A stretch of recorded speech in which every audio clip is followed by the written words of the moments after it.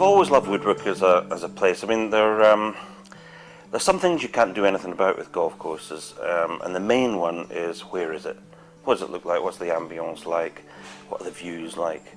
You know, and Woodbrook's right out the top drawer when it comes to that. You know, and I never fail to feel the same way every time I come, really. You know, there's one thing, putting bunkers in greens and green shapes, and where's the tee going to go and that kind of thing. But at the end of the day, when you're by the seaside, the wind's in your hair, and you've got the beautiful views and the hills around, you know, you can, like I say, you can't do anything about that. And Woodbrook's absolutely out the top drawer when it comes to that kind of thing.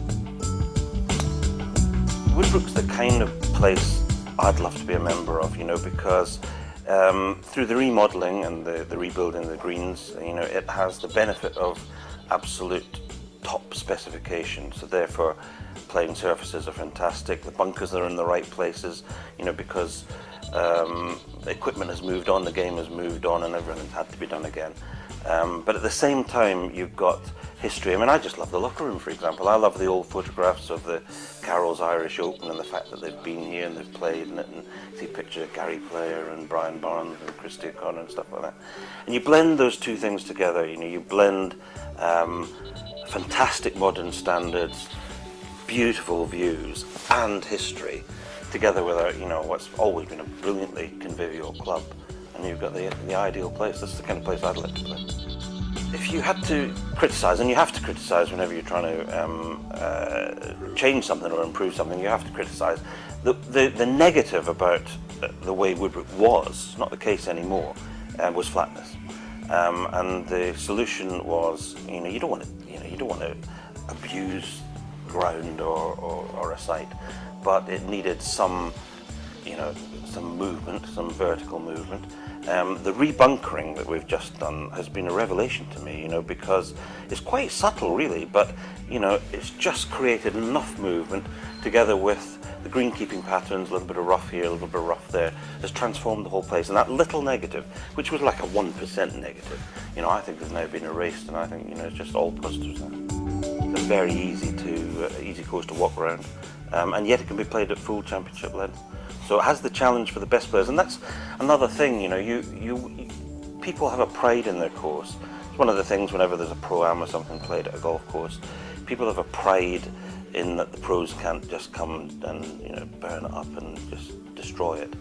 And if you want to, and you play off the back at Woodbrook, given a little bit of breeze, and you use some of the tougher pins, this is a challenge for anybody of any standard. I mean, I just never understand why British golfers, for example, you know, get in planes and fly for 12 hours and go to Thailand or go to the States and California, when they've got the best golf in the world, you know, within an hour's flight, and a blend of tradition and modern standards as well. I mean, some of the greatest links golf courses, you know, on the planet, together with fantastic new modern courses, you know, and they're legion, and the contrast's so fantastic.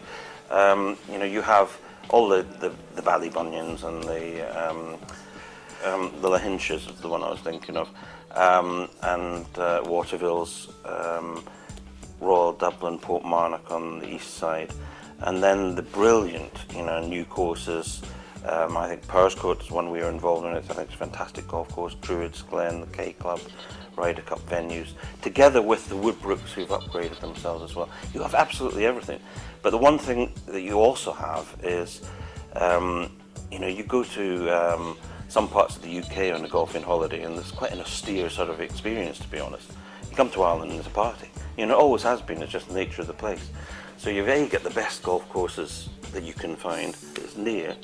And you know, you get that conviviality. So why anybody goes anywhere other than Ireland, I just never understood. You know, Woodbrook's you know, famous all over the world. It's a place where people would be attracted to come and play. And you know, if you said to a golfer who understands the game in the UK, for example, Woodbrook, they'd know it. You know, Woodbrook's well known. I mean, it's one of my favourite places to come. You know, I mean, I'm lucky in my life, you know, because I've played all over the world and played in the greatest championships in the world with the greatest players. One of the lovely things about being an amateur is, you know, I only ever played with Jack Nicklaus and Tom Watson and Seve and Masters and Opens and stuff like that. And you get a good feel for what matters in the game, you know. but Woodbrook is one of those places. Every time I come, I feel the same. It's a place where golf's meant to be. You know, you just feel fresh. You feel like you fancy a game. You know, you look out there and you think, great, I'd like to do that. Something about the sea air as well. So wonderful.